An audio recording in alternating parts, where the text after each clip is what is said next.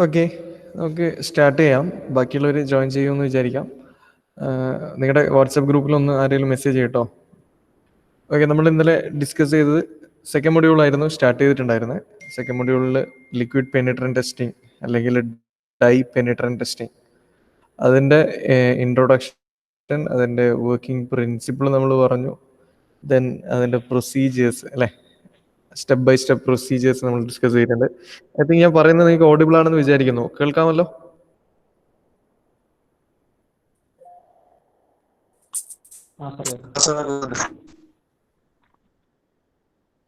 Okay, അപ്പോൾ പിന്നെ നമ്മൾ അത്രയും കാര്യങ്ങളാണ് ഡിസ്കസ് ചെയ്തത്.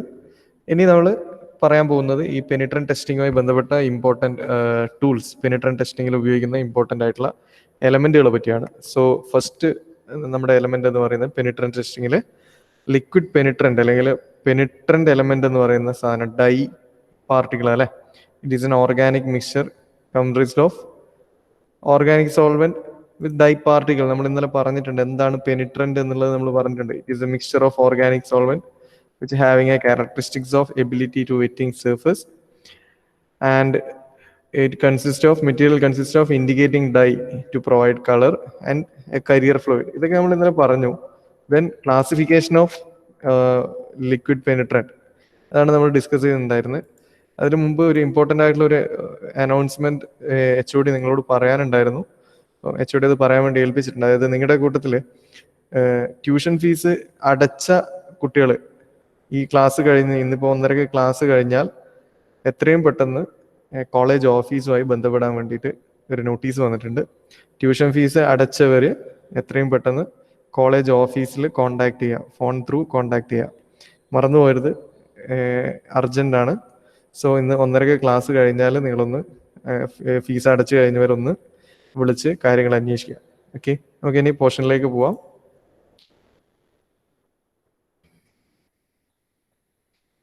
സ്ക്രീന് കാണാമല്ലോ അല്ലേ?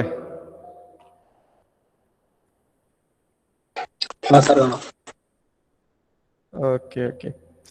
അപ്പോൾ നമ്മൾ ഇന്നലെ ഡിസ്കസ് ചെയ്തുകൊണ്ടിരുന്നത് what are the classification of liquid penetrant. അപ്പോൾ 3 ബേസിസിലാണ് ക്ലാസിഫിക്കേഷൻ പറഞ്ഞത്. First classification based on physical property of properties of liquid penetrant. അതിൻ്റെ തന്നെ അണ്ടറിൽ ക്ലാസിഫിക്കേഷൻ വരുന്നത് fluorescent penetrants and visible penetrance. Then second classification based on removal techniques, excess penetrant removal technique. നമുക്കറിയാം penetrant apply ചെയ്ത് dual ടൈമിങ്ങിന് ശേഷം നമ്മൾ അധികം വരുന്ന പെനിട്രന്റിനെ സർഫസിൽ നിന്ന് ക്ലീൻ ചെയ്ത് മാറ്റുന്നുണ്ട്. ആ ക്ലീനിങ് പ്രൊസീജിയറിന് അനുസരിച്ചിട്ട് നമുക്ക് ഈ പറഞ്ഞ പെനിട്രൻസിനെ ക്ലാസിഫൈ ചെയ്യാൻ പറ്റും. സോ 3 ക്ലാസിഫിക്കേഷൻ ആണുള്ളത്. First one solvent removable, second one water washable, and third one post emulsifiable. So ഈ ആദ്യത്തെ 2 നമ്മൾ ഇന്നലെ ഡിസ്കസ് ചെയ്തിട്ടുണ്ട്. What is solvent removable method or solvent removable type of penetrant. These types penetrants are removed by wiping with a cloth dampened in a solvent. അതായത് ഒരു solvent, ഒരു liquid പോലുള്ള solvent ലിക്വിഡിൽ നമ്മളൊരു തുണി മുക്കിയിട്ട് അതിനുശേഷം നമ്മൾ എക്സസ് പെനിട്രന്റിനെ തുടച്ചു കളയുന്നു. അതായത് വെറും ക്ലോത്ത് മാത്രം ഉപയോഗിച്ചിട്ട് വൈപ്പ് ചെയ്ത് കഴിഞ്ഞാൽ ഈ പെനിട്രന്റ് ഒന്നും റിമൂവ് ചെയ്ത് പോകില്ല. പകരം നമ്മൾ ക്ലോത്ത് ഒരു സോൾവെന്റിനകത്ത് ഡിപ്പ് ചെയ്തിട്ട്, സോൾവെന്റ് ലൈക്ക് ഞാൻ ഇന്നലെ പറഞ്ഞു കെറോസിനൊക്കെ പോലുള്ള ഓയിൽ ലൈക്ക് എലമെന്റ് ആണ് സോൾവെന്റ് എന്ന് പറയുന്നത് നമ്മളിവിടെ ഉപയോഗിക്കുന്നത്. സോ അങ്ങനെയുള്ളത് എറോസോൾ ക്യാനിലായിരിക്കും ഈ സോൾവെന്റ് അവൈലബിൾ ആകുന്നത്. സോ നമ്മൾ ഒരു ക്ലോത്ത് ഈ പറയുന്ന സോൾവെന്റിനകത്ത് ഡിപ്പ് ചെയ്തതിന് ശേഷം നമ്മുടെ മെറ്റീരിയലിൽ എക്സസ് ആയിട്ട് വരുന്ന പെനിട്രന്റിനെ വൈപ്പ് ചെയ്ത് കളയും. Then second one water washable. നമ്മൾ ഇന്നലെ വീഡിയോയിലൊക്കെ കണ്ടത് വാട്ടർ വാഷബിൾ മെത്തേഡാണ്. അതായത് എക്സസ് ആയിട്ട് വരുന്ന പെനിട്രന്റിനെ നമ്മൾ വെള്ളം ഉപയോഗിച്ചുകൊണ്ട് ജസ്റ്റ് വെള്ളം ഒഴിച്ച് കളയുമ്പോൾ തന്നെ എക്സസ് പെനിട്രന്റ് റിമൂവ് ചെയ്ത് പോകും. അതിന് സെൽഫ് ഇമൾസിഫയിങ് സിസ്റ്റം എന്നുള്ളൊരു പേര് കൂടിയുണ്ട്. നമ്മുടെ വാട്ടർ വാഷബിൾ പെനിട്രന്റിനെ പറയുന്ന മറ്റൊരു പേരാണ് self emulsifying penetrant. Self emulsifying penetrant. It is cost efficient and easy to apply. നമുക്കറിയാം വെള്ളം ജസ്റ്റ് നമ്മൾ ബൈ ഹാൻഡ് നമ്മൾ പോർ ചെയ്യുമ്പോൾ തന്നെ എക്സസ് പെനിട്രന്റ്, നമ്മൾ കണ്ട വീഡിയോയിലൊക്കെ നമ്മൾ ഓർക്കുന്നുണ്ടാവും, ആ ഒരു എക്സസ് പെനിട്രന്റ് ജസ്റ്റ് വെള്ളം ഒഴിക്കുമ്പോൾ തന്നെ റിൻസ് ചെയ്ത് പോകുന്നുണ്ട്. മൂന്നാമത്തെ type of liquid penetrant based on removal technique, that is post-emulsifiable penetrant. Here penetrants are not directly water washable and they require the use of emulsifier. നേരത്തെ നമ്മൾ സോൾവെന്റ് ഉപയോഗിച്ചിട്ട് തുടച്ചു കളയും എന്ന് പറഞ്ഞതുപോലെ തന്നെ ഇവിടെ വേറൊരു എലമെന്റ് ആണ് എമൾസിഫയേഴ്സ് എന്ന് പറയുന്ന സാധനങ്ങൾ ഉപയോഗിക്കുക. എമൾസിഫയേഴ്സ് എന്ന് പറയുന്നത് രണ്ട് തരത്തിലുണ്ട്. നമുക്ക് നോക്കാം എന്താണ് എമൾസിഫയർ എന്നുള്ളത്. Based on the type of emulsifier employed, the post-emulsifiable method can be subdivided into two. That is post-emulsifiable lipophilic method and post-emulsifiable hydrophilic method. ഇപ്പോൾ post-emulsifiable എന്ന് പറയുന്നത് similar to solvent removable method തന്നെയാണ്. പോസ്റ്റ്-എമൾസിഫയബിളിൽ എമൾസിഫയേഴ്സ് ആണ് നമ്മളവിടെ റിമൂവലിന് വേണ്ടിയിട്ട് ഉപയോഗിക്കുന്നത്. അപ്പം പോസ്റ്റ്-എമൾസിഫയബിൾ ടെക്നിക്ക് തന്നെ രണ്ട് രീതിയിലുണ്ട് എന്ന് പറഞ്ഞു. ലിപ്പോഫിലിക്കും ഉണ്ട്, ഹൈഡ്രോഫിലിക്കും ഉണ്ട്. ലിപ്പോഫിലിക് എമൾസിഫയർ എന്ന് വെച്ച് കഴിഞ്ഞാൽ ഓയിൽ ബേസ്ഡ് എമൾസിഫയേഴ്സിനെയാണ് ലിപ്പോഫിലിക് എന്ന് പറയാം. ഓയിൽ ബേസ്ഡ് എമൾസിഫയേഴ്സിനെ നമ്മൾ ലിപ്പോഫിലിക് എമൾസിഫയർ എന്ന് പറയും. സോ ഓയിൽ ബേസ്ഡ് ആയിട്ടുള്ള ഈ പറഞ്ഞ പോലെ നമ്മൾ കെറോസിൻ എന്നൊക്കെ പറഞ്ഞതുപോലെയുള്ള ചില ലിക്വിഡ് എലമെന്റ് ആണ് ഈ എമൾസിഫയിങ് ഏജൻസ് എന്ന് പറയുന്നത്. അപ്പോൾ അങ്ങനെയുള്ള ഓയിൽ ബേസ്ഡ് എമൾസിഫയിങ് ഏജൻസ് ഉപയോഗിച്ചുകൊണ്ടാണ് നമ്മൾ ക്ലീനിങ് നടത്തുന്നതെങ്കിൽ അത്തരം ക്ലീനിങ്ങിനെ പോസ്റ്റ് ഇമൾസിഫയബിൾ ലിപ്പോഫിലിക് മെത്തേഡ് എന്നാ പറയാം. Then what is post emulsifiable hydrophilic method? Hydrophilic എന്ന് വെച്ച് കഴിഞ്ഞാൽ നമ്മൾ വെള്ളത്തിൽ ഡിറ്റർജന്റ് കലക്കുക. നമ്മൾ അലക്കാൻ വേണ്ടി, തുണിയൊക്കെ അലക്കാൻ വേണ്ടിയിട്ട് നമ്മൾ എന്ത് ചെയ്യുന്നുണ്ട്, വെള്ളത്തിൽ ഡിറ്റർജന്റ് പൗഡർ ഇട്ടിട്ട് അതിനൊരു മിക്സ്ചർ ആക്കുന്നുണ്ട് അല്ലേ. സോ പോസ്റ്റ് ഇമൾസിഫയബിൾ ഹൈഡ്രോഫിലിക് എന്ന് പറഞ്ഞാൽ ഡിറ്റർജന്റ് ബേസ്ഡ് എമൾസിഫയേഴ്സ് ആണ്. അതായത് സിമ്പിൾ ആയിട്ട് പറഞ്ഞാൽ വെള്ളത്തിനകത്ത് ഡിറ്റർജന്റ് കലക്കുകയും ആ വെള്ളം ഉപയോഗിച്ചുകൊണ്ട് നമ്മൾ എന്ത് ചെയ്യുന്നു, എക്സസ് പെനിട്രന്റിനെ റിമൂവ് ചെയ്യുകയും ചെയ്യുന്നു. So these are the classification under the base. ഏത് ബേസ് ആയത്? Under the base of removal technique of excess penetrant. അപ്പോൾ നമ്മൾ ക്ലാസിഫിക്കേഷൻ പറഞ്ഞതിൽ ഫസ്റ്റ് പ്രോപ്പർലി രണ്ടെണ്ണം പറഞ്ഞു, ഫ്ലൂറസെന്റും വിസിബിളും. ഇനി റിമൂവൽ ടെക്നിക്കിന്റെ ബേസിൽ മൂന്നെണ്ണം. ഒന്ന് സോൾവെന്റ് റിമൂവബിൾ, അതായത് ഒരു സോൾവെന്റ് മെറ്റീരിയലിൽ തുണി ഡിപ്പ് ചെയ്തതിനു ശേഷം, മുക്കിയതിനു ശേഷം നമ്മൾ ജസ്റ്റ് വൈപ്പ് ചെയ്യുന്നു അല്ലേ. ദെൻ അടുത്തത് water washable, just normal water pour ചെയ്യുന്നു, നമ്മുടെ മെറ്റീരിയലിന് മുകളിൽ പോർ ചെയ്യുമ്പോൾ എക്സസ് പെനിട്രന്റ് ഒഴുകിപ്പോവും.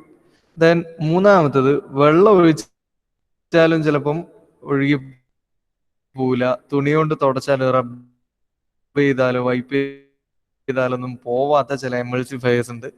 അത് എക്സസ് പെനിട്രന്റ് റിമൂവ് ചെയ്യണമെങ്കിൽ നമുക്ക് ആകെ പറ്റുന്നത് ഒന്നുകിൽ post emulsifiable lipophilic or hydrophilic method ആണ്. What is lipophilic emulsifier? It is oil based emulsifier. Okay. Hydrophilic എന്ന് വെച്ചാൽ ഡിറ്റർജൻസ് ഇൻ വാട്ടർ, ഡിറ്റർജന്റിന്റെയും വാട്ടറിന്റെയും മിക്സ്ചറിനെയാണ് ഹൈഡ്രോഫിലിക് മെത്തേഡ് എന്ന് പറയുന്നത്. അതായത് സോപ്പ് വെള്ളം ഉപയോഗിച്ചുകൊണ്ട് ഓഫ് ഇൻഡിക്കേഷൻ ഞാൻ പറഞ്ഞിട്ടുണ്ട്. പെനിട്രന്റ് നമ്മൾ അപ്ലൈ ചെയ്തു, ഡ്വൽ ടൈമും കഴിഞ്ഞു, എക്സസ് പെനിട്രന്റ് റിമൂവ് ചെയ്ത് നെക്സ്റ്റ് സ്റ്റേജ് നമ്മൾ ഡെവലപ്പർ ആപ്ലിക്കേഷൻ ആണ്. സോ ഡെവലപ്പറിന്റെ ബാക്ക്ഗ്രൗണ്ടിൽ നമ്മളുടെ പെനിട്രന്റ് നല്ല കോൺട്രാസ്റ്റിൽ കണ്ടാൽ മാത്രമല്ലേ, കോൺട്രാസ്റ്റിൽ കാണാൻ പറ്റുന്നുണ്ടെങ്കിലേ നമുക്ക് അവിടെ സ്ട്രെങ്ത് ഓഫ് ഇൻഡിക്കേഷൻ ഗുഡ് ആണെന്ന് പറയാൻ പറ്റുള്ളൂ. അതായത് ചെറിയ എന്താ പറയാ, വളരെ നേരിയ രീതിയിൽ അല്ലെങ്കിൽ ഒരു ചെറിയ വേവ് ലെങ്ത് കളറിലാണ് നമുക്ക് ഈ ഒരു ഇൻഡിക്കേഷൻ കാണുന്നതെങ്കിൽ ക്രാക്ക് ഉള്ളത് നമുക്ക് ഐഡന്റിഫൈ ചെയ്യാൻ ബുദ്ധിമുട്ടായിരിക്കും. നേരെ മറിച്ച് നമ്മളെ വൈറ്റ് ബാക്ക്ഗ്രൗണ്ട്, ഡെവലപ്പറിന്റെ വൈറ്റ് ബാക്ക്ഗ്രൗണ്ടിൽ നല്ല red spot, bright red spot ആയിട്ടാണ് നമുക്ക് കിട്ടുന്നതെങ്കിൽ നമുക്ക് എല്ലാ മൈന്യൂട്ട് ക്രാക്കുകളെയും ഐഡന്റിഫൈ ചെയ്യാൻ പറ്റും. So level 3 high sensitive, level 4 ultra high sensitive.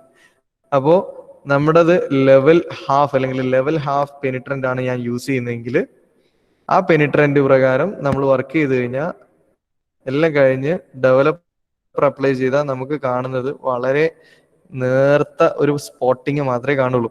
നേരെ മറിച്ച് ഞാൻ യൂസ് ചെയ്യുന്നത് ലെവൽ 4 പെനിട്രന്റ് ആണ് യൂസ്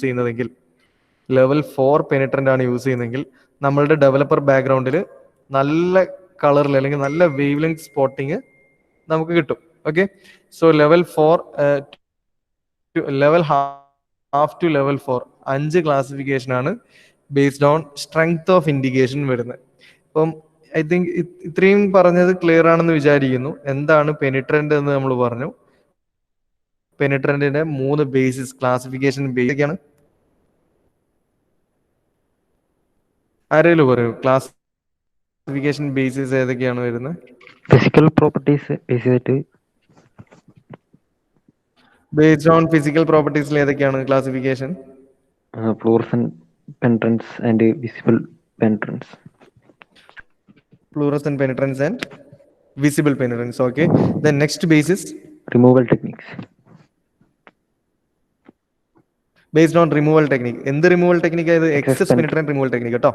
അതിൽ വരുന്നത് സോൾവെന്റ് വരുന്ന ഏതൊക്കെയാ? And water washable. Solvent removable method, water washable method, emulsifiable, post ഇമൾസിഫയബിൾ അല്ലെങ്കിൽ എമൾസിഫയബിൾ മെത്തേഡ്. എമൾസിഫയബിൾ മെത്തേഡ് തന്നെ 2 രീതിയിലുണ്ട്. ഏതൊക്കെയാണ്? പോസ്റ്റ് എമൾസിഫയബിൾ, ലിപ്പോഫിലിക്കും ആൻഡ് ഹൈഡ്രോ. ലിപ്പോഫിലിക്ക് അത് ഓയിൽ ബേസ്ഡും അതേപോലെ ഹൈഡ്രോഫിലിക് ഡിറ്റർജന്റ് ബേസും. ദെൻ മൂന്നാമത്തെ ക്ലാസിഫിക്കേഷൻ ആണ് നിങ്ങളിപ്പോൾ സ്ക്രീനിൽ കാണുന്നത്. Based on strength of indication, level 1/2 to level 4, ultra low, low, medium, high and ultra high. Okay. Then ഇത് റിപ്പീറ്റഡ് യൂണിവേഴ്സിറ്റി ക്വസ്റ്റ്യൻ ആണ്. What are the good characteristics of penetrants അല്ലെങ്കിൽ characteristics required to good penetrants? എന്തൊക്കെയായിരിക്കണം ഒരു പെനിട്രന്റിന് ഉണ്ടായിരിക്കേണ്ട അത്യാവശ്യ ഗുണങ്ങൾ? Characteristics എന്ന് വെച്ചാൽ അയാളുടെ സ്വഭാവങ്ങൾ അല്ലെ. ക്യാരക്ടർ എന്ന് പറയുമ്പോൾ നമ്മൾ ഒരാളുടെ ക്യാരക്ടർ എന്ന് പറഞ്ഞാൽ അയാളുടെ സ്വഭാവമാണ്. സോ ക്യാരക്ടർ, ഒരു പെനിട്രന്റിന്റെ നല്ല സ്വഭാവങ്ങൾ എന്തൊക്കെയായിരിക്കണം? അപ്പൊ നമുക്കറിയാം പെനിട്രന്റ് എന്ന് പറയുന്നത് നന്നായിട്ട് വെറ്റ് ചെയ്യാൻ പറ്റുന്ന ആളായിരിക്കണം. So starting from the should spread easily over the surface being inspected. നമ്മൾ ഏത് ടെസ്റ്റ് പീസിന്റെ മുകളിലാണോ ഇയാളെ അപ്ലൈ ചെയ്യുന്നത് ആ ടെസ്റ്റ് പീസിൽ എത്രയും പെട്ടെന്ന് സ്പ്രെഡ് ചെയ്യാൻ പറ്റണം. അങ്ങനെ ഒരു character ആർക്കുണ്ടാവണം? Penetrant.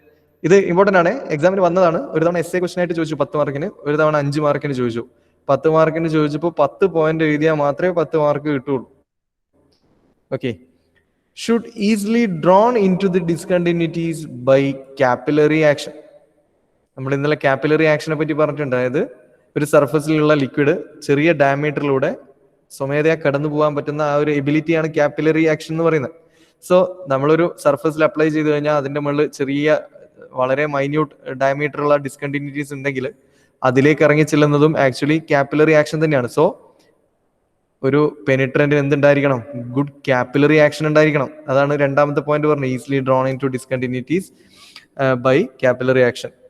Then third one, should not harmful to inspector. നമുക്കറിയാം ഇതൊരു ഓർഗാനിക് സോൾവെന്റ് ആണ് പെനിട്രന്റ് എന്ന് പറയുന്നത്. ഒരു ഡൈ പാർട്ടിക്കിളും അതുപോലെ തന്നെ ഒരു കരിയർ ഫ്ലൂയിഡും ഉള്ള ഒരു ഓർഗാനിക് സോൾവെന്റ് ആണ്, അല്ലെങ്കിൽ ഓർഗാനിക് മിക്സ്ചർ ആണ് നമ്മുടെ ഈ പെനിട്രന്റ്. അപ്പൊ ഇത് അപ്ലൈ ചെയ്യുന്നത് ഹ്യൂമൻ ബീങ്സ് ആണ്, നമ്മളാണ് അത് ഓപ്പറേറ്റ് ചെയ്യുന്നത്. അപ്പൊ അത് ഓപ്പറേറ്റ് ചെയ്തു എന്നുള്ളതിനെ കൊണ്ട് നമ്മളുടെ ശരീരത്തിനോ അല്ലെങ്കിൽ നമ്മളുടെ ആരോഗ്യത്തിനോ ഒരു തരത്തിലുള്ള പ്രശ്നങ്ങളും ഉണ്ടാവാൻ പാടില്ല. ആണ് should not harmful to inspector. Then should remain well inside the defects, but it should be easy to remove from the surface being tested. അത് ഞാൻ നേരത്തെ പറഞ്ഞു, നമ്മൾ രണ്ടാമത്തെ പോയിന്റിൽ പറഞ്ഞു ഇത് നന്നായിട്ട് ചെറിയ ഡിഫക്റ്റിലേക്കൊക്കെ ഇറങ്ങി ചെല്ലാനുള്ള കഴിവ് ഉണ്ടായിരിക്കണം എന്ന് പറഞ്ഞിട്ടുണ്ട്. അപ്പൊ അങ്ങനെയാണെങ്കിൽ ഇത് ഈ ഡിഫക്റ്റുകളിലേക്ക് ഇറങ്ങി ചെന്ന് കഴിഞ്ഞാൽ അവിടെ തന്നെ നിൽക്കാനുള്ള, അതായത് should remain well inside the defect എന്ന് പറഞ്ഞാൽ ഡിഫക്റ്റിനുള്ളിൽ തന്നെ അവിടെ തന്നെ നിൽക്കാൻ വേണ്ടിയുള്ള ഒരു കഴിവും കൂടി ഉണ്ടാവണം. ഡിഫക്റ്റിന്റെ ഉള്ളിൽ കയറി അപ്പൊ തന്നെ നമ്മൾ ജസ്റ്റ് ഒന്ന് സ്പെസിമെൻ ചിരിക്കുമ്പോൾ അതിൻ്റെ അകത്ത് നിന്ന് ഇറങ്ങി പുറത്തേക്ക് വരുന്ന ഒരു അവസ്ഥ ഉണ്ടാവരുത്. അത് should remain well inside the defects.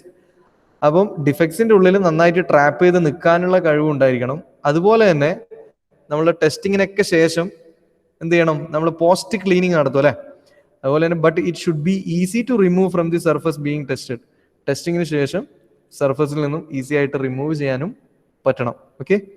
Then should possess high indicating capability. Indicating capability ആണ് നമ്മൾ നേരത്തെ ക്ലാസിഫിക്കേഷനിലെ ലാസ്റ്റ് ക്ലാസിഫിക്കേഷൻ പറഞ്ഞത്, based on strength of indication എന്ന് പറഞ്ഞിട്ട് പറഞ്ഞല്ലേ, strength of indication. So strength of indication എപ്പോഴും എന്തായിരിക്കണം? ഹൈ ആയിരിക്കണം. ഹൈ ഇൻഡിക്കേറ്റിംഗ് കാപ്പബിലിറ്റി എന്ന് പറഞ്ഞാൽ ഹൈ സ്ട്രെങ്ത് ഓഫ് ഇൻഡിക്കേഷൻ ഉണ്ടായിരിക്കണം. ലെവൽ 4 ലെവൽ 3 ഒക്കെ ആയിരിക്കണം. Then should be non-flammable and non-toxic. നമുക്കറിയാം നമ്മൾ ഈ NDT ടെക്നിക്ക് ചെയ്യുന്നത് ചിലപ്പോൾ എഞ്ചിൻ പാർട്ടുകളിലൊക്കെ ആയിരിക്കാം. അപ്പോൾ നമ്മളിപ്പം സർവീസിലിരിക്കുന്ന എലമെന്റിനെ വരെ നമുക്ക് NDT ടെക്നിക്ക് വെച്ചിട്ട് ചെയ്യാൻ പറ്റും. ചിലപ്പോൾ നിങ്ങൾക്ക് ഇപ്പോൾ തന്നേക്കുന്നത് ഒരു എഞ്ചിൻ പാർട്ട് ജസ്റ്റ് അഴിച്ച് തന്നതേ ഉള്ളൂ, നല്ല ചൂടുണ്ട് എലമെന്റിന്. അപ്പൊ ഇതിന്റെ മുകളിൽ ഞാൻ ഈ പെനിട്രന്റ് അപ്ലൈ ചെയ്യുന്ന സമയത്ത് പെനിട്രന്റ് കത്തിപ്പോ അല്ലെങ്കിൽ എന്താ പറയാ വോളട്ടൈലായി മാറുകയാണെങ്കിൽ നമുക്ക് അവിടെ ടെസ്റ്റിംഗ് നടത്താൻ പറ്റില്ല. സോ നോൺ ഫ്ലമബിൾ എന്ന് പറഞ്ഞാൽ നിങ്ങൾക്ക് അറിയാം, കത്താനുള്ള പ്രോപ്പർട്ടി കുറയുമ്പോഴാണ് നോൺ ഫ്ലമബിൾ എന്ന് പറയുന്നത് അല്ലെ, അധികം കത്താത്തത്. സോ ഈ എലമെന്റ് പെനിട്രന്റ് എന്ന് പറയുന്നത് നോൺ ഫ്ലമബിൾ ആയിരിക്കണം, അതുപോലെ തന്നെ നോൺ ടോക്സിക് ആയിരിക്കണം. ടോക്സിക് അറിയാലോ, നോൺ ടോക്സിക് ആയിരിക്കണം എന്ന് പറഞ്ഞാൽ അത് ഓപ്പറേറ്റ് ചെയ്യുന്ന എൻവയോൺമെന്റിലുള്ളവർക്കൊന്നും അതിനെ കൊണ്ട് ബുദ്ധിമുട്ടുണ്ടാവരുത്, ഒരു വിഷവാതകമായി മാറരുത് എന്നാണ് സിമ്പിൾ ആയിട്ട് പറയുന്നത്. സോ നോൺ ഫ്ലമബിൾ ആയിരിക്കണം, നോൺ ടോക്സിക് ആയിരിക്കണം, and should possess less dwell time. What is dual time? എന്താ ഡ്വൽ ടൈം? പെനിട്രന്റ് അപ്ലൈ ചെയ്തതിനു ശേഷം ഈ പെനിട്രന്റിന് ഡിഫക്റ്റുകളിലേക്ക് ഇറങ്ങിച്ചെല്ലാൻ എടുക്കുന്ന സമയം അല്ലെ. അപ്പൊ നമുക്ക് ടെസ്റ്റിംഗ് എത്രയും പെട്ടെന്ന്, നമ്മൾ ഒരു ദിവസം തന്നെ 1 മണിക്കൂറിൽ നമുക്ക് ടെസ്റ്റ് ചെയ്യാനുള്ള എലമെന്റ് എന്ന് പറയുന്നത് ഒരുപാട് നമ്പർ ഓഫ് എലമെന്റ്സ് ഉണ്ടാവും. അപ്പൊ ഡ്വൽ ടൈം കുറഞ്ഞാൽ മാത്രമേ നമുക്ക് പെട്ടെന്ന് ടെസ്റ്റിംഗ് കംപ്ലീറ്റ് ചെയ്യാൻ പറ്റുള്ളൂ. എന്റെ പെനിട്രന്റിന്റെ ഡ്വൽ ടൈം ഒരു 20 മിനിറ്റ് ഒക്കെ ആണെങ്കിൽ ഞാൻ പെനിട്രന്റ് അപ്ലൈ ചെയ്ത് 20 മിനിറ്റ് നേരത്തേക്ക് ഞാൻ വെയിറ്റ് ചെയ്യണം. അവിടെ വെയിറ്റിംഗ് ടൈം കൂടുകയാണ്, അതായത് നമ്മുടെ പ്രൊഡക്ടിവിറ്റി അല്ലെങ്കിൽ നമ്മുടെ ഇൻസ്പെക്ഷന്റെ ആ ഒരു എഫക്റ്റീവ്നെസ് കുറയും. ഡ്വൽ ടൈം കുറവാണെങ്കിൽ പെട്ടെന്ന് നമുക്ക് എന്ത് ചെയ്യാം, എക്സ്പെരിമെന്റ്സ് കണ്ടിന്യൂ ചെയ്തുകൊണ്ടേയിരിക്കാം. So it should possess less dwell time, should not affect physical and chemical properties of material. NDT എന്ന് പറഞ്ഞാൽ എന്താ, അതിന്റെ ഏറ്റവും പ്രധാനപ്പെട്ട കാമ്പായിട്ടുള്ള ഡെഫിനേഷൻ എന്ന് പറയുന്നത് നമുക്ക് തന്ന മെറ്റീരിയലിന് ഒരു തരത്തിലും എഫക്ട് ചെയ്യാൻ പാടില്ല നമ്മൾ ഈ ടെസ്റ്റ് ചെയ്യുന്നത് കൊണ്ട്. അതിന്റെ യൂസ്ഫുൾനെസ് നഷ്ടപ്പെടാൻ പാടില്ല അല്ലെ. അപ്പൊ ഞാൻ പെനിട്രന്റ് അപ്ലൈ ചെയ്തപാടെ എന്റെ ടെസ്റ്റിംഗ് മെറ്റീരിയലിന്റെ ഫിസിക്കൽ പ്രോപ്പർട്ടി ഒക്കെ ആകെ മാറി, അല്ലെ അതിന്റെ എന്തെങ്കിലും ഫിസിക്കൽ ചേഞ്ച് അതിന് വന്നു, അല്ലെങ്കിൽ കെമിക്കൽ സ്ട്രക്ചറിന് എന്തെങ്കിലും ചേഞ്ച് വന്നു. അങ്ങനെ വന്നാൽ ഇത് NDT മെത്തേഡ് അല്ലാതായി മാറി, അത് ഡിസ്ട്രക്റ്റീവ് ടെസ്റ്റിംഗ് ആയി. സോ നമ്മൾ ഈ അപ്ലൈ ചെയ്യുന്ന പെനിട്രന്റ് കാരണം നമ്മളുടെ ടെസ്റ്റിംഗ് മെറ്റീരിയലിന് ഫിസിക്കലി ഓർ കെമിക്കലി ഒരു പ്രോപ്പർട്ടി ചേഞ്ചും ഉണ്ടാവാൻ പാടില്ല. അതാ പറഞ്ഞ should not affect the physical and chemical properties of material. And next one, should be cohesive and adhesive and low cost. എന്ത് കൊഹസീവ്നെസ്, എന്താണ് അഡഹസീവ് ഫോഴ്സ്? കൊഹസീവ് ഫോഴ്സും അഡഹസീവ് ഫോഴ്സും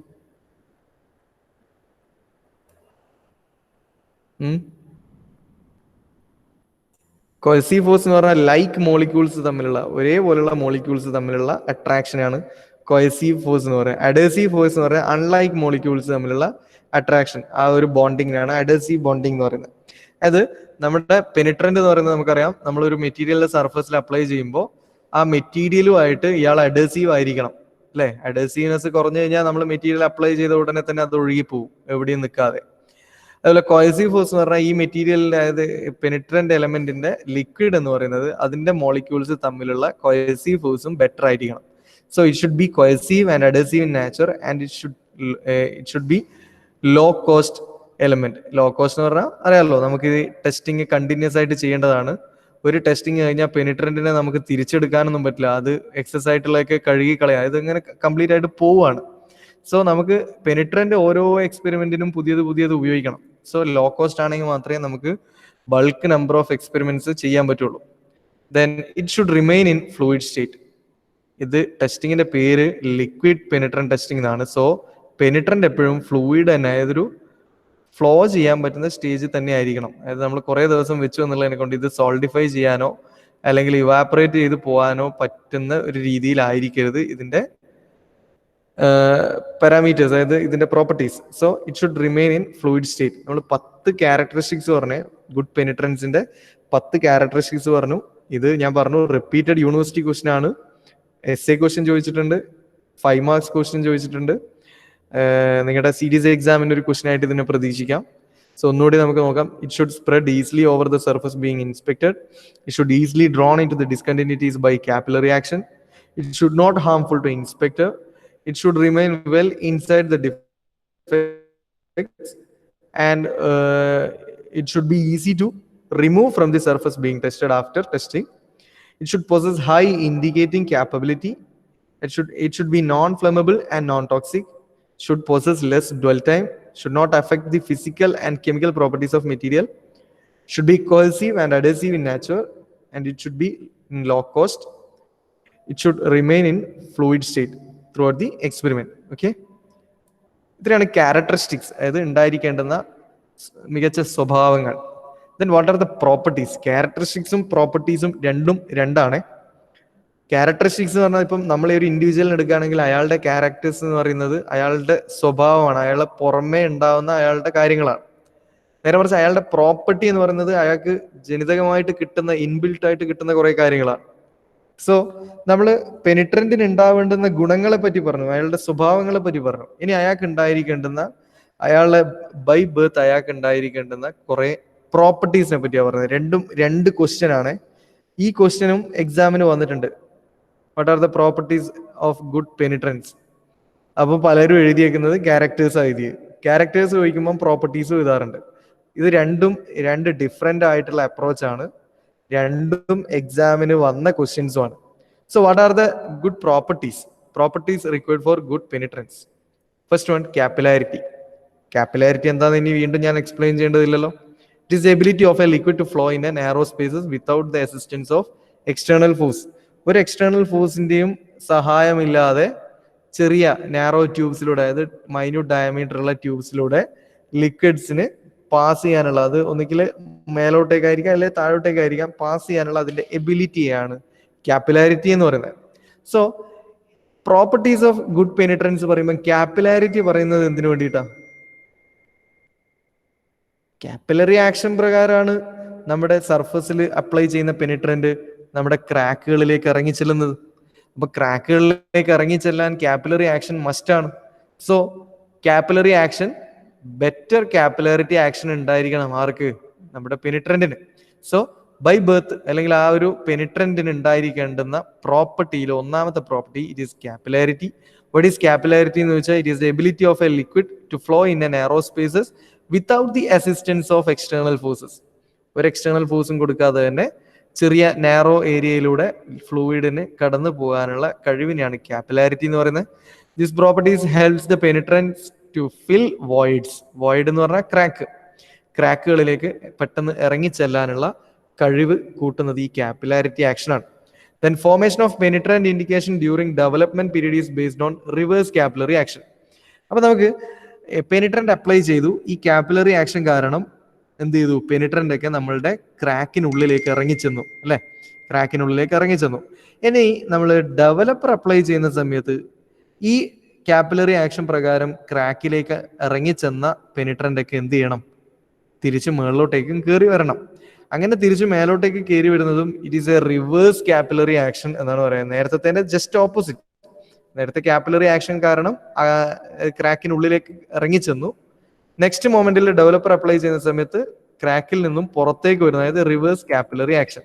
ദെൻ രണ്ടാമത്തെ നിർബന്ധമായും ഉണ്ടായിരിക്കേണ്ടുന്ന ബൈ ബർത്ത് ഇതിന് ഉണ്ടായിരിക്കേണ്ടുന്ന ഒരു പ്രോപ്പർട്ടിയാണ് കോണ്ടാക്ട് ആംഗിൾ. കോണ്ടാക്ട് ആംഗിൾ എന്തായിരിക്കും?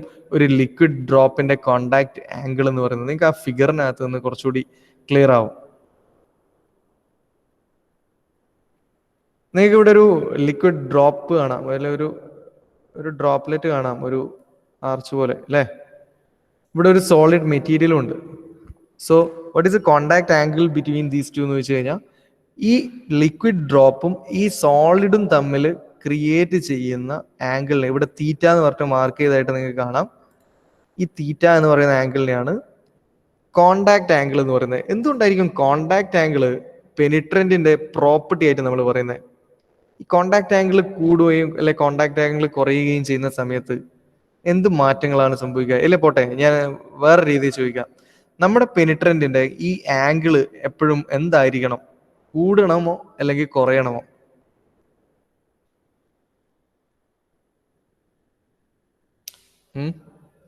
കുറയണം. എന്തുകൊണ്ടാ കുറയണം എന്ന് പറയുന്നത്?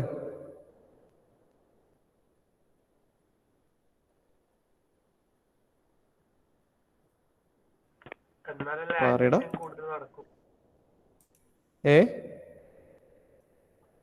പറഞ്ഞോ, കറക്റ്റ് ആണ്.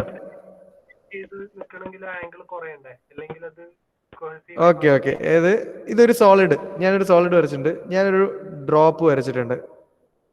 ഓക്കെ, ഇതിനിപ്പോ ഒരു കോണ്ടാക്ട് ആംഗിൾ തീറ്റ ഉണ്ട്. ഈ ഡ്രോപ്പ് ഇപ്പോ ഈ സർഫസിൽ ഇത്രയും ഏരിയയിലാണ് ടച്ച് ചെയ്യുന്നത്. കോണ്ടാക്ട് ആംഗിൾ ഇപ്പോൾ ഉള്ള ഈ തീറ്റ ആംഗിൾ ഉള്ളപ്പം ഈ ഞാനിപ്പോ 2 വരയിട്ട് കാണിച്ച ഈ ഏരിയയിൽ മാത്രമാണ് ടച്ച് ചെയ്യുന്നത്. ഇനി അതേ സർഫസിൽ കോണ്ടാക്ട് ആംഗിള് വളരെ കുറഞ്ഞ ഒരു ഡ്രോപ്ലെറ്റ്, ഇവിടെ ഒരു ഡ്രോപ്പ് കാണിച്ചിട്ടുണ്ട്, അതിന്റെ കോണ്ടാക്ട് ആംഗിള് മറ്റേതിനെ കമ്പയർ ചെയ്യുമ്പോൾ കുറവാണ്, തീറ്റ കുറവാണ്. ആ സമയത്ത് ഈ ഡ്രോപ്പ് കവർ ചെയ്ത ഏരിയ എന്ന് പറയുന്നത് നേരത്തേനേക്കാളും കൂടുതൽ ഏരിയ കവർ ചെയ്തു അല്ലേ? അപ്പൊ കോണ്ടാക്ട് ആംഗിള് കൂടുന്നതിനനുസരിച്ച് ഈ ലിക്വിഡ് കവർ ചെയ്യുന്ന സോളിഡിന്റെ ഏരിയ എന്ന് പറയുന്നത് കുറഞ്ഞു വരും. ഇപ്പം നമ്മളെ ഈ ഇതിനകത്തുള്ള ബ്ലൂ ഫിഗർ, ആ ഒരു ബ്ലൂ സോളിഡ് ഫിഗർ ഉണ്ട്, അതിലൊരു തീറ്റ കാണിച്ചിട്ടുണ്ട്. ഇപ്പോ ഈ ഡ്രോപ്ലെറ്റ് കവർ ചെയ്യുന്ന ഏരിയ എന്ന് പറയുന്നത് ഇത്ര മാത്രമേ ഉള്ളൂ. നേരെ മറിച്ച് ഞാൻ വേറൊരു ഡ്രോപ്ലെറ്റ്, ചെറിയ ആംഗിളുള്ള കോണ്ടാക്ട് ആംഗിളുള്ള ഒരു ഡ്രോപ്ലെറ്റ് എടുക്കുകയാണെ.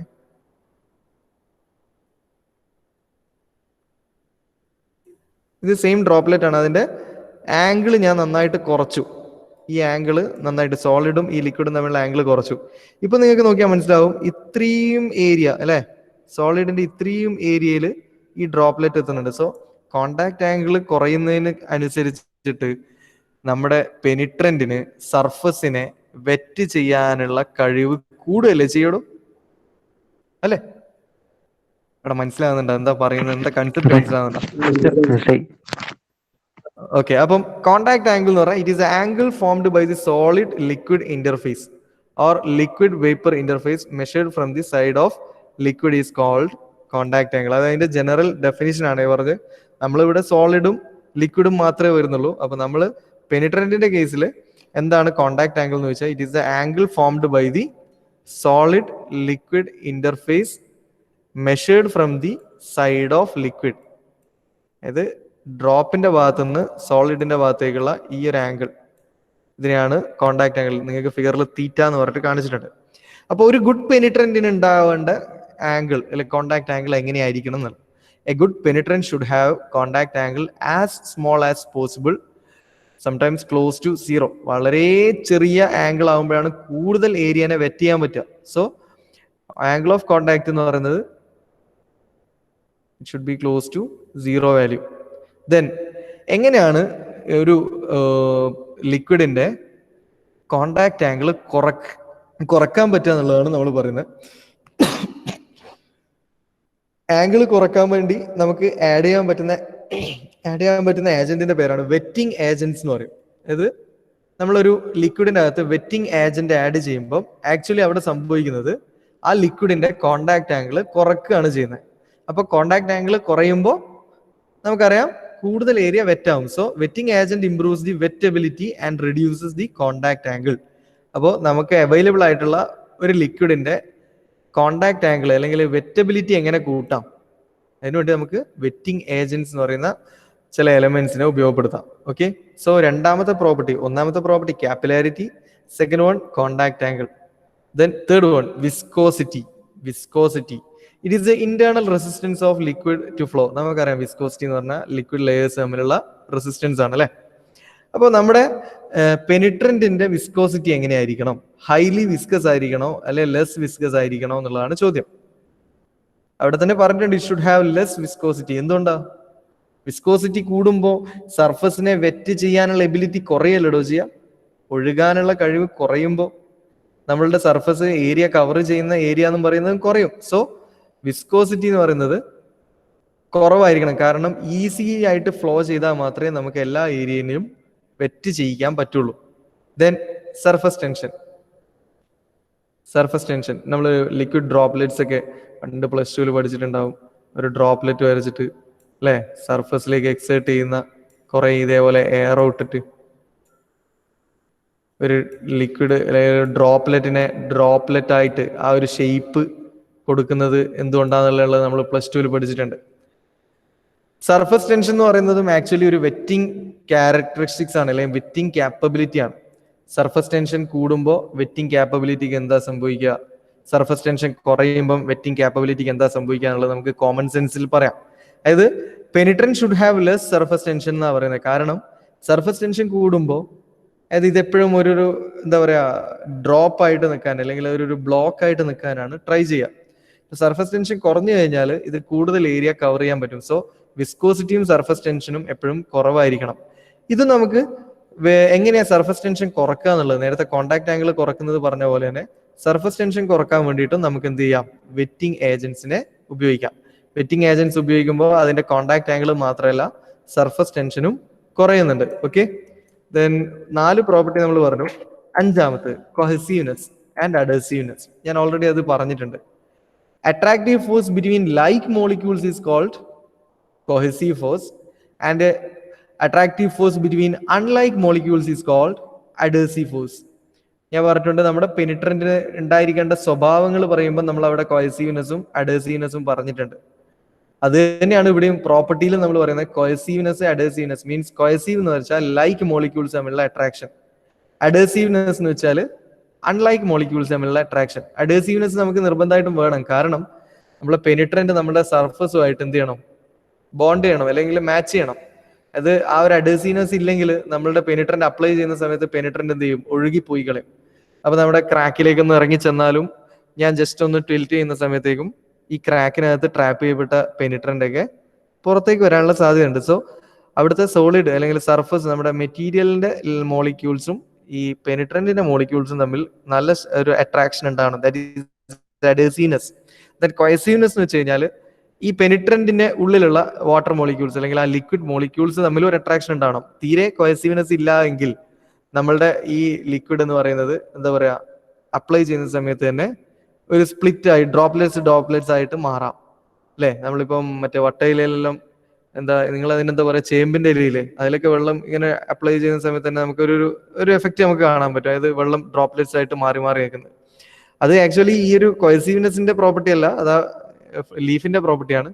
ബട്ട് കൊഹസീവ്നെസ് കുറഞ്ഞു കഴിഞ്ഞാൽ നമ്മൾ അപ്ലൈ ചെയ്യുന്ന ലിക്വിഡ് മോളിക്യൂൾസ് തമ്മിൽ എന്തില്ല, കൊഹസീവ്നെസ് ഇല്ല എന്ന് വെച്ച് കഴിഞ്ഞാൽ അവർ തമ്മിൽ ഒരു അട്രാക്ഷൻ ഒന്നും ഇല്ല. അതായത് ഡ്രോപ്ലെറ്റ്സ് ആയിട്ട് മാറി മാറി നിൽക്കാനുള്ള ഒരു സാധ്യത ഉണ്ടാവും. സോ ഇതൊരു റെഗുലർ ഫ്ലൂയിഡ് ആയിട്ട് മാറണമെങ്കിൽ അതിനൊരു കൊഹസീവ് ഫോഴ്സ് ഉണ്ടാവണം. അതുപോലെ തന്നെ നമ്മളുടെ സർഫസുമായിട്ട് മാച്ച് ചെയ്ത് സ്റ്റിക്ക് ചെയ്ത് നിൽക്കണമെങ്കിൽ അവിടെ അഡഹസീവ് ഫോഴ്സും വേണം. So adhesiveness and cohesiveness. Then next property it is specific gravity. Specific gravity എന്താണെന്നുള്ളത് നമ്മൾ +2 ഫിസിക്സിൽ പഠിച്ചിട്ടുണ്ടായിരുന്നു. It is a ratio between density of liquid to density of standard liquid. ഒരു സ്റ്റാൻഡേർഡ് ലിക്വിഡിനെ ബേസ് ചെയ്തിട്ട് നമ്മളുടെ കയ്യിലുള്ള അവൈലബിൾ ലിക്വിഡിന്റെ ഡെൻസിറ്റിയെ കമ്പയർ ചെയ്യുന്നതിനാണ് നമ്മൾ സ്പെസിഫിക് ഗ്രാവിറ്റി എന്ന് പറയുന്നത് അല്ലെ. സോ നമ്മളുടെ ലിക്വിഡിന് ഉണ്ടായിരിക്കേണ്ട പെനിട്രന്റ് ലിക്വിഡിന് ഉണ്ടായിരിക്കേണ്ടുന്ന ഒരു പ്രോപ്പർട്ടിയാണ് സ്പെസിഫിക് ഗ്രാവിറ്റി. എപ്പോഴും <<1 ആയിരിക്കണം. അതായത് ഞാൻ യൂസ് ചെയ്യുന്ന പെനിട്രന്റിന്റെ ഡെൻസിറ്റി എന്ന് പറയുന്നത് സ്റ്റാൻഡേർഡ് ലിക്വിഡിന്റെ ഡെൻസിറ്റിയേക്കാളും എന്തായിരിക്കണം, കൂടണമോ കുറയണമോ. <1 ആണെങ്കിൽ ഇക്വേഷൻ ഇതാണ്, ഡെൻസിറ്റി ഓഫ് എൻ്റെ കയ്യിലുള്ള penetrant divided by density of standard penetrant. ഇത് <1 ആകണമെങ്കിൽ ആരായിരിക്കും കൂടേണ്ടത്?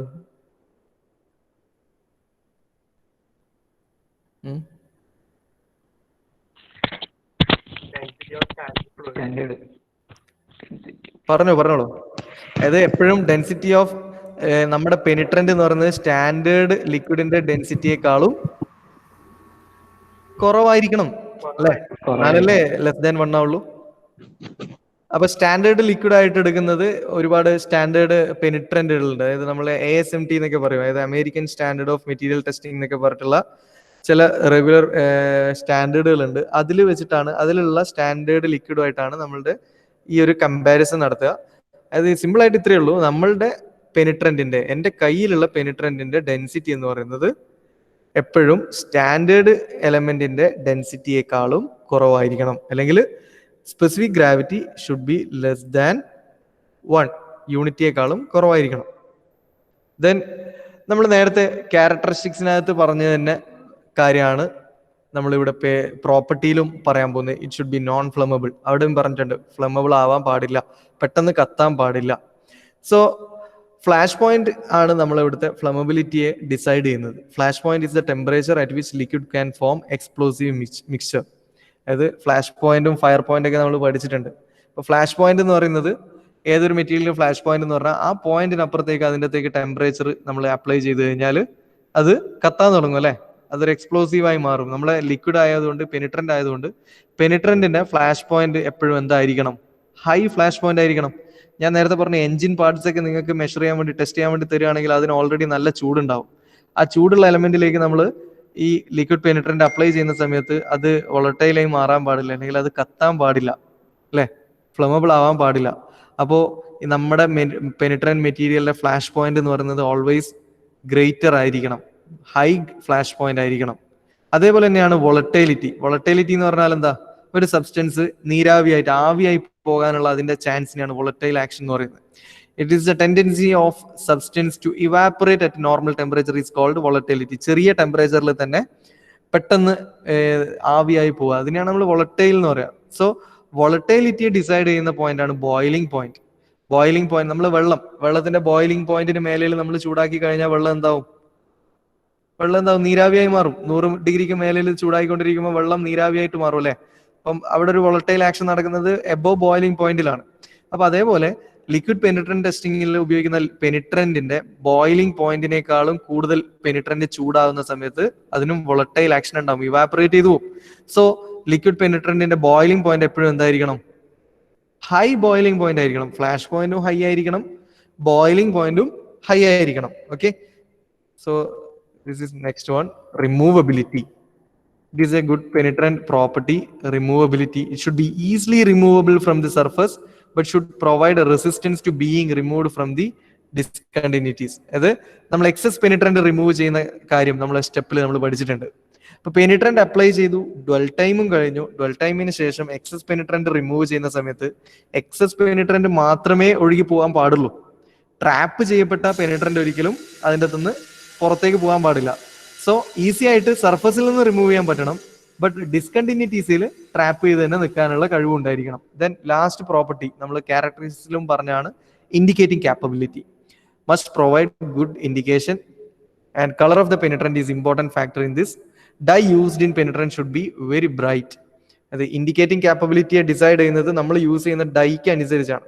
ഏത് കളർ ഡൈ ആണോ നമ്മൾ യൂസ് ചെയ്യുന്നത് അതിനനുസരിച്ചാണ് നമുക്ക് ഇൻഡിക്കേറ്റിംഗ് പവർ കിട്ടുന്നത്. So it is a deciding factor. Dye used in penetrant is the deciding factor for indicating capability. So these are the properties of good penetrants. ഇപ്പൊ നമ്മൾ ഇന്ന് പറഞ്ഞത് പെനിട്രന്റിന്റെ ഗുഡ് ക്യാരക്ടറിസ്റ്റിക്സും പറഞ്ഞു, പെനിട്രൻസിന്റെ ഗുഡ് പ്രോപ്പർട്ടീസും നമ്മൾ പറഞ്ഞു. രണ്ടും സെപ്പറേറ്റ് ആണ്, രണ്ടും രണ്ട് ടോപ്പിക്കാണ്. ഓക്കെ, അപ്പം ഇത്രയാണ് പെനിട്രന്റുമായിട്ട് റിലേറ്റ് ചെയ്ത് വരുന്നത്. ബാക്കി നമുക്ക് നെക്സ്റ്റ് ക്ലാസ്സിൽ ഡിസ്കസ് ചെയ്യാം. അറ്റൻഡൻസ് ഒന്ന് പെട്ടെന്ന് പറയോ. നമ്പർ 1 2 3